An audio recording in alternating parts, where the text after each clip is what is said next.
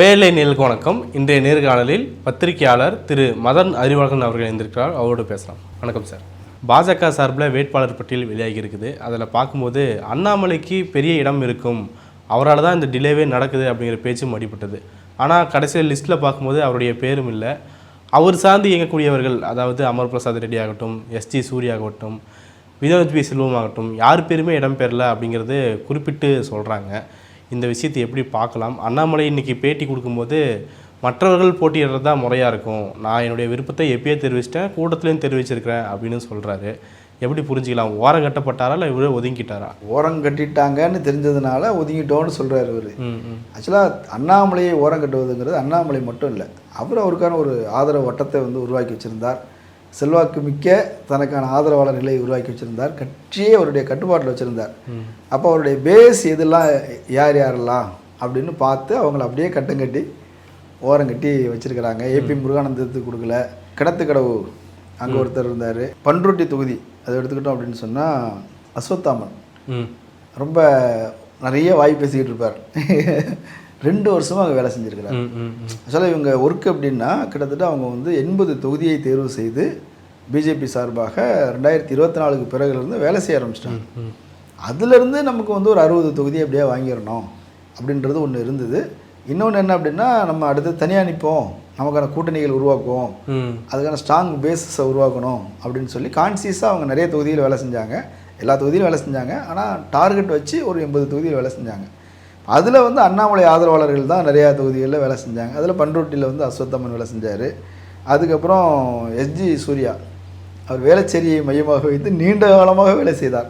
எல்லாருக்கும் பிஜேபி கொடியெல்லாம் கொடி போட்ட தாமரை சின்னம் போட்ட குடைகள் விநியோகம் பண்ணார். என்னெல்லாமோ செஞ்சுக்கிட்டு தினசரி அவருடைய பக்கத்தை பார்த்தோன்னா நான் அதை செஞ்சேன் இதை செஞ்சேன் அப்படிலாம் இருந்தது. இப்போ அவரை ஓரம் கட்டிட்டாங்க. பழனி தொகுதியிலையும் தீவிரமாக வேலை செஞ்சாங்க. அங்கேயும் நடக்கலை.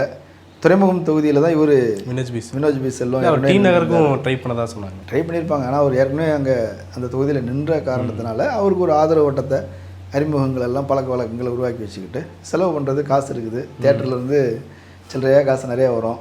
அதனால் அவர் தாராளமாக செலவு பண்ணிக்கிட்டு இருந்தார். 5 ஆண்டுகள் வேலை செஞ்சுருக்கிறார். அவர் அண்ணாமலை ஆதரவாளர் தான். அவரை ஓரம் கட்டிட்டாங்க. அதுக்கப்புறம் குன்னம், அதில் அந்த தொகுதியில் வரதராஜன் அப்படின்னு சொல்லி ஒருத்தர் இருந்தார். ஐஜேக்கு கொடுத்துருக்குறாங்க. அப்படி எல்லாமே மொத்தமாக காலி பண்ணியிருக்கிறாங்க.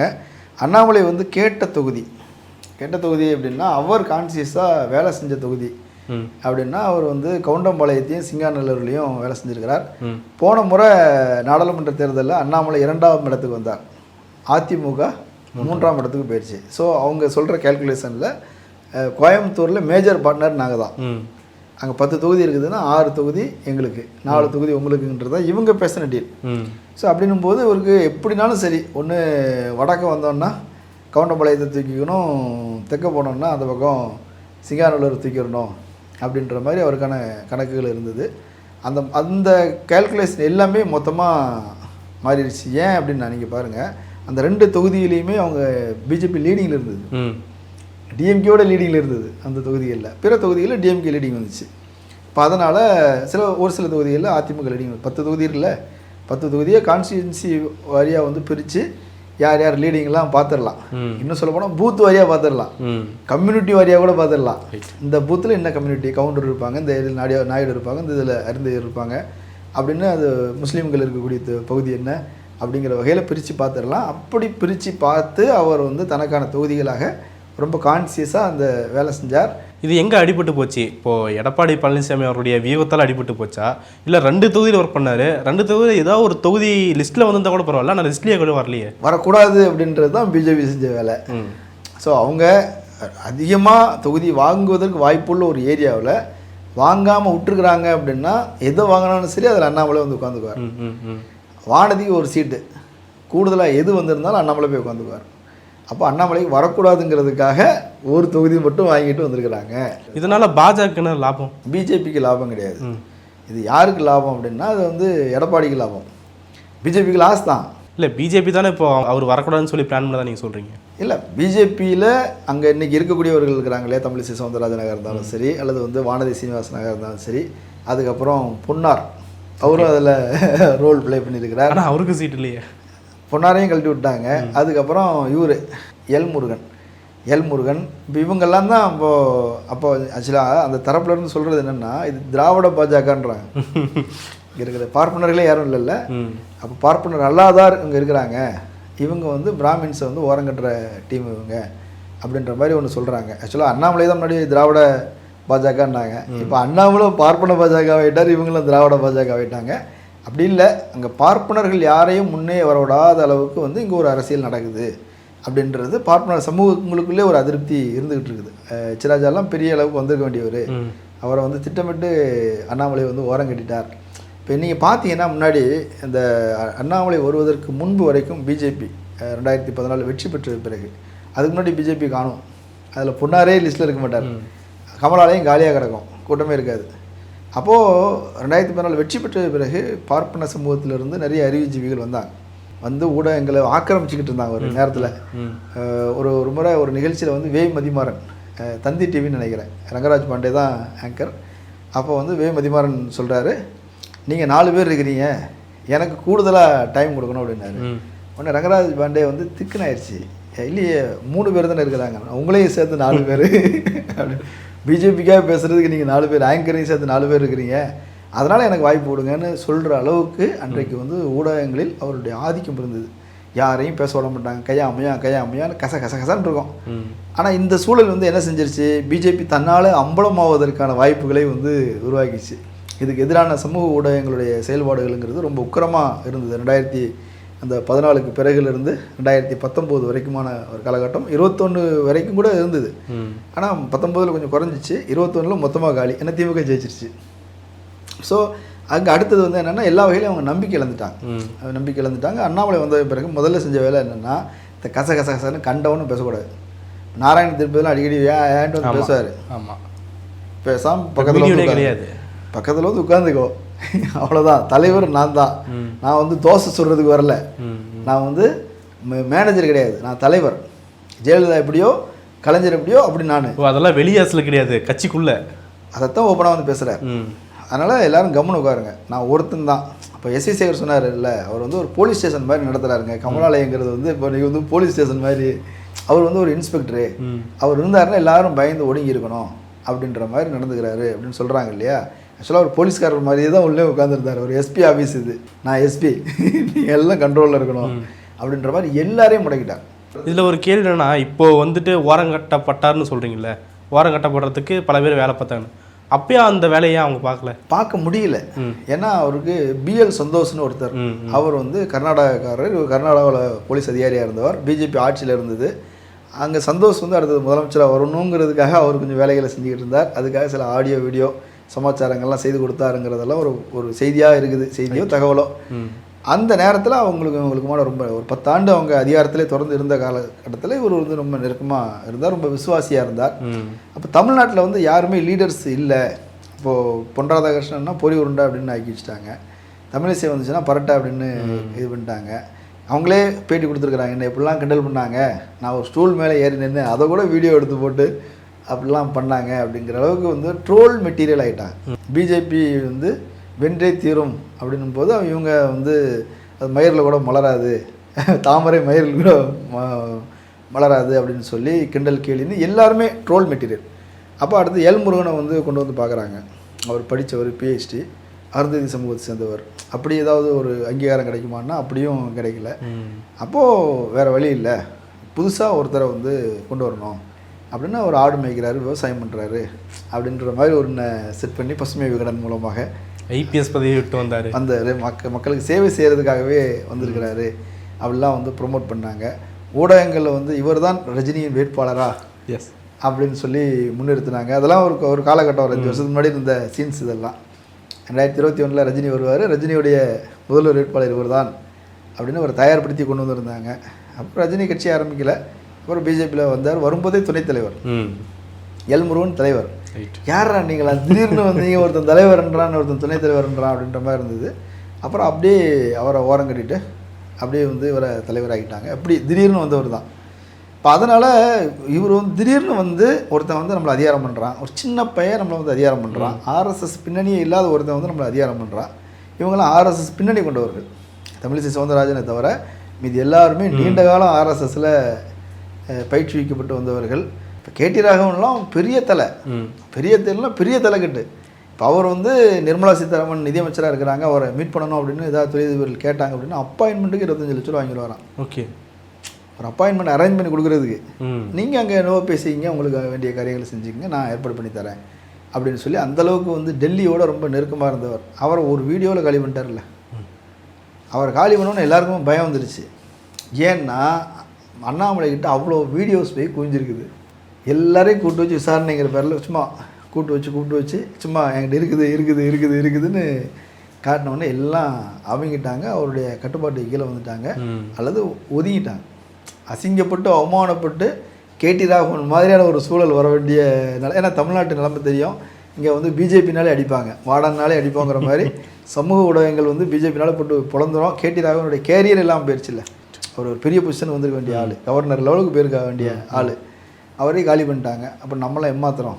பூணூல் போட்டவருக்கே அந்த நிலமை, பூணூல் போடாதவங்க நிலமை அப்படின்னு எல்லாருமே அமுங்கிட்டாங்க. அப்படி அடக்கி ஒடுக்கி தன் கட்டுப்பாட்டில் வச்சுருந்தார். வேறு யாரையும் வளர விடலை அப்படின்றது ஒன்று. இன்னொன்று கலெக்ஷன்ஸ் அப்படின்றத பொறுத்த வரைக்கும் ஆளாளுக்கு அவங்கவுங்க ஏரியாவில் கலெக்ஷன் பண்ணிப்பாங்க. இந்த கலெக்ஷனையும் சென்ட்ரலைஸ் பண்ணிட்டார் இவர். மொத்தமாக என் கண்ட்ரோலுக்கு வரணும், நான் தான் பிரசிடெண்ட்டு, அதனால் என் கண்ட்ரோலுக்கு வரணும் அப்படின்னு சொல்லி அதுக்குன்னு அதான் எஸ்ஜி சூர்யா, அப்புறம் அமர் பிரசாத் ரெட்டி, அது இதுன்னு இந்த மாதிரி எங்கெங்கே இல்லீகலாக பணம் புழங்குதோ அல்லது வந்து கருப்பு பணம் வச்சுருக்கிறாங்க எல்லாத்தையும் மோப்பம் முடிச்சுட்டு போய் அதில் வசூல் பண்ணுறது. 2400 கோடி ரூபாய்க்கு மேலே ஒரு ப்ராப்பர்ட்டியை பெங்களூரில் ஒரு இடத்துல மட்டும் இன்னும் எத்தனை இடங்களில் வாங்கி வச்சுருப்பாங்க. திண்டுக்கல்லில் பெரிய சேம்பர் இருக்குது, அண்ணாமலையார் சேம்பர் அப்படின்னு அவங்க மச்சனே நடத்துகிறாரு. அதுவே அது பெரிய ப்ராஜெக்டு.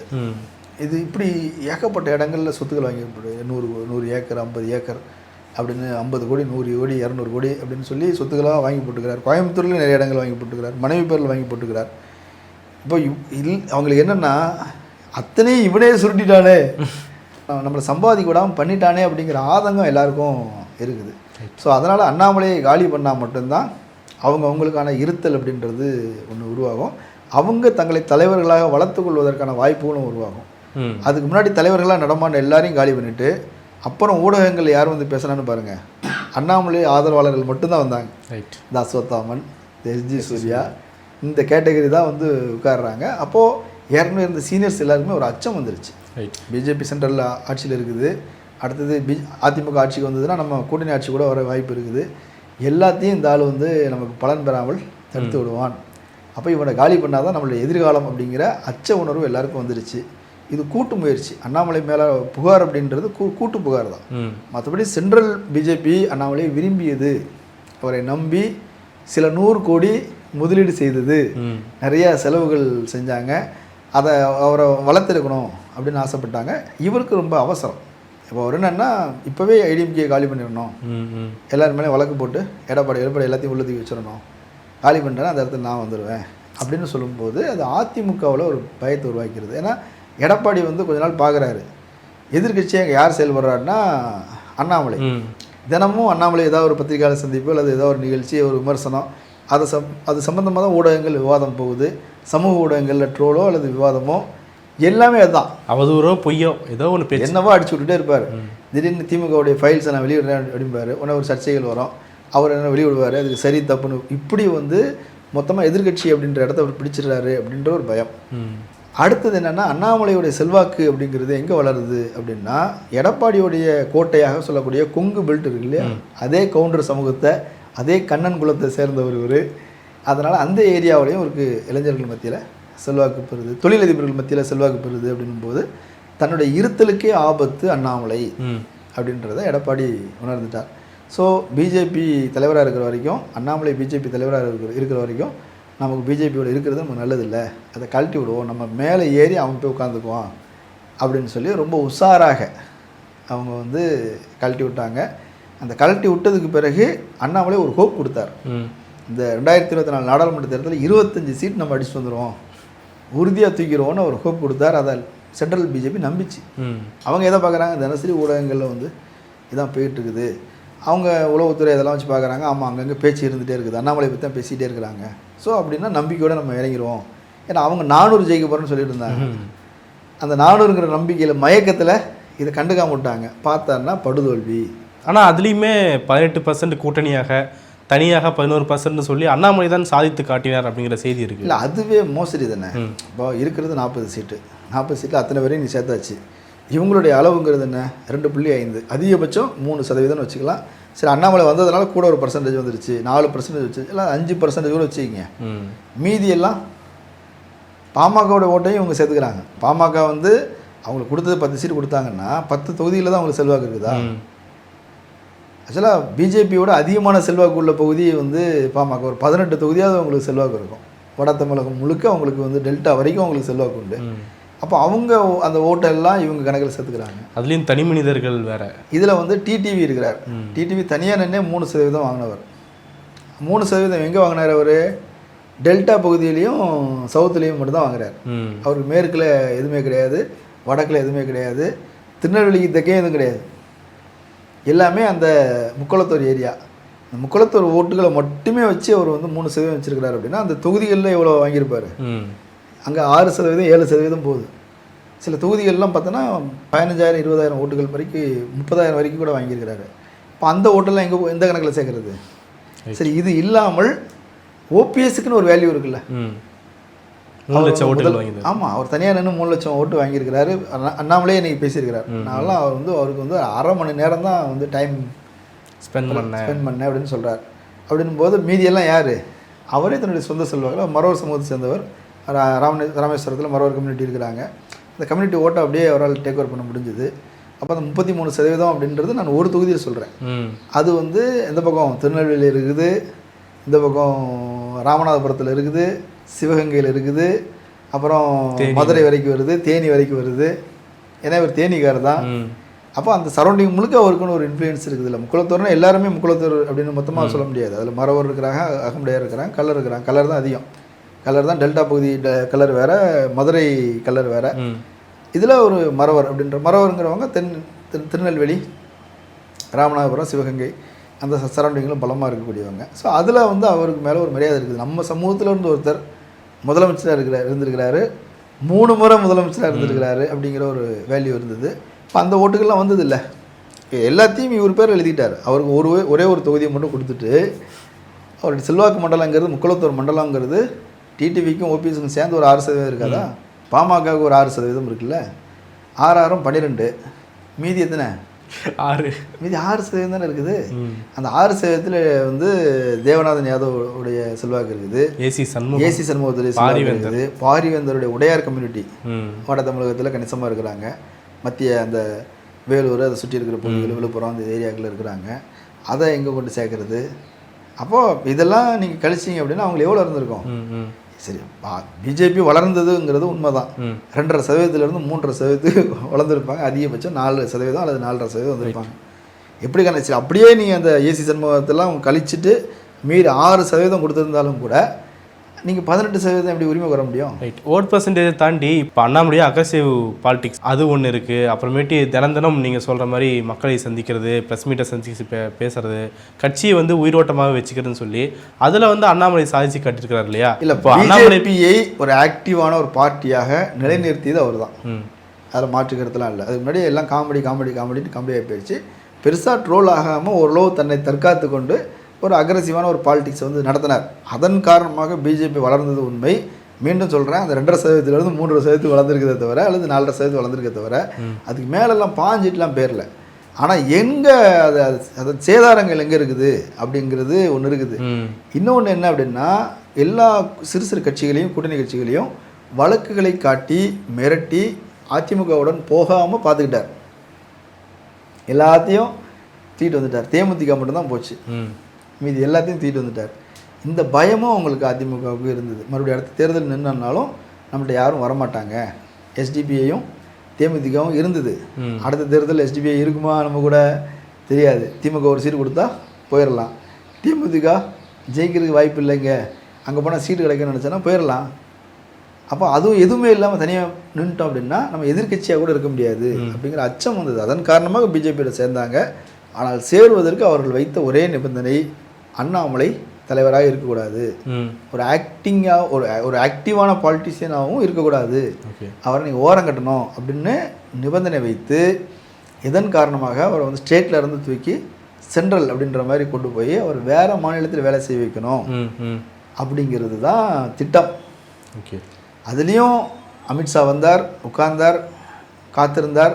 எடப்பாடி வரல, நீங்கள் முதல்ல அவர் காலி பண்ணிட்டு வாங்க அப்படின்னு சொல்லி அப்போது நயனார் நாகேந்திரனை வந்து தலைவராக கொண்டு வருவதற்கான காரணம் என்னென்னா அதிமுகவோட இருந்தவர், அவர் நல்ல நெருக்கம் இருக்கும் அப்படின்னு அதுக்கு தோதாக ஒரு ஆளை போட்டு அவர் மட்டுமே நாமினேட் பண்ணி அதுக்கு ஒரு கண்டிஷன் 10 மாவட்ட செயலாளர்கள் வந்து கையெழுத்து போட்டு கொடுத்தாதான் அப்படின்னு வர முடியும். இப்போ வேறு யாரையும் அப்படி வர முடியுமா?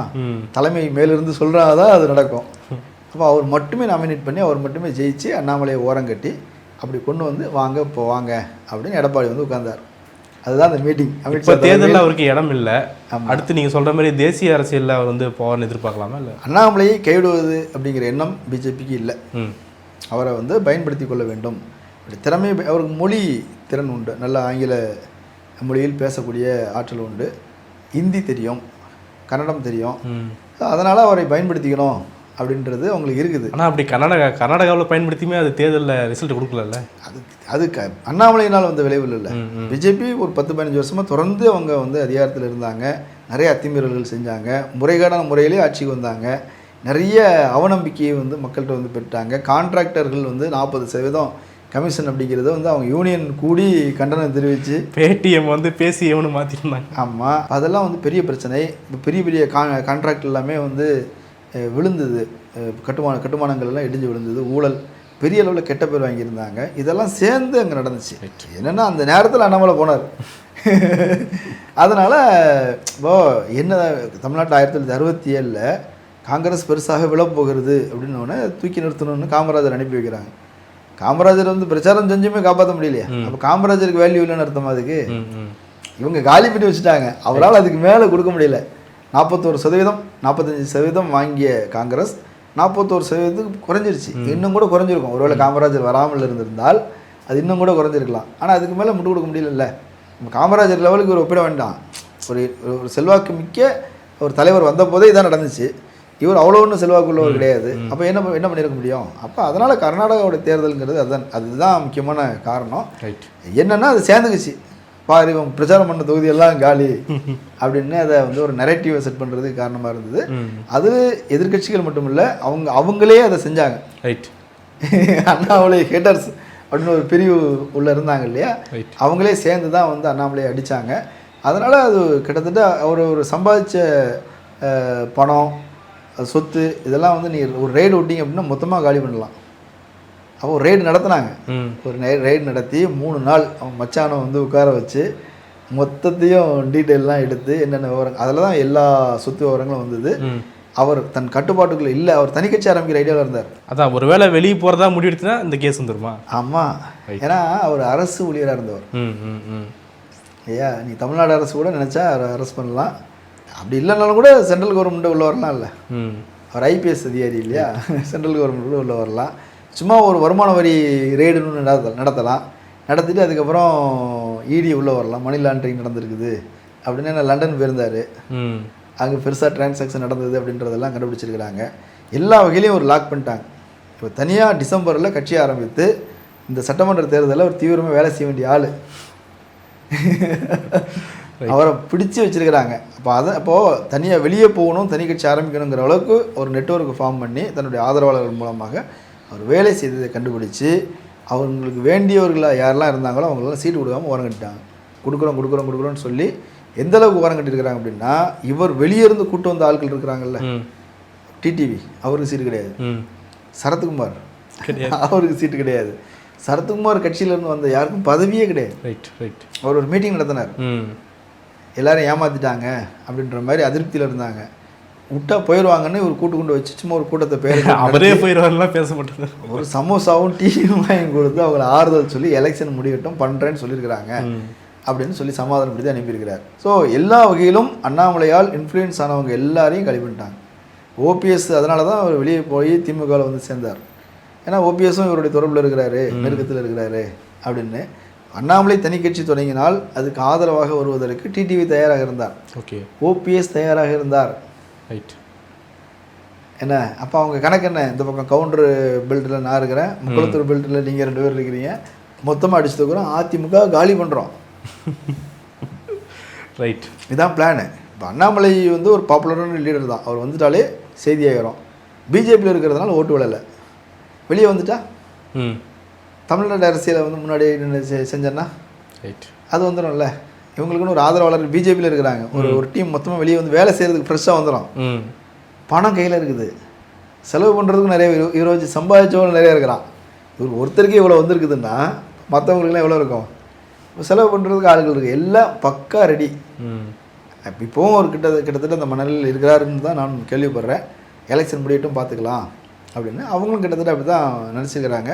அவரே ஒன்று சொன்னார்ல, நான் வந்து சீட்டு கேட்கல அப்படின்னு சொன்னார் இல்லையா. ஒருவேளை அவர் கேட்டிருந்தாருன்னா அது அவர் சில தொகுதிகளை வேலை செஞ்சு வச்சுருந்தார், அது இந்த பிரச்சனைகள்லாம் வர்றதுக்கு முன்னாடி அது கொடுத்துருந்தா கூட ஒரு கன்வின்ஸ் ஆகிருப்பார். ஒரு பார்ட்டியே கான்சியஸாக அவர் காலி பண்ணணும்னு வேலை செய்வீங்க, என்ன மேலே அவங்களுக்கு ஆசீர்வாதம் இருக்குது.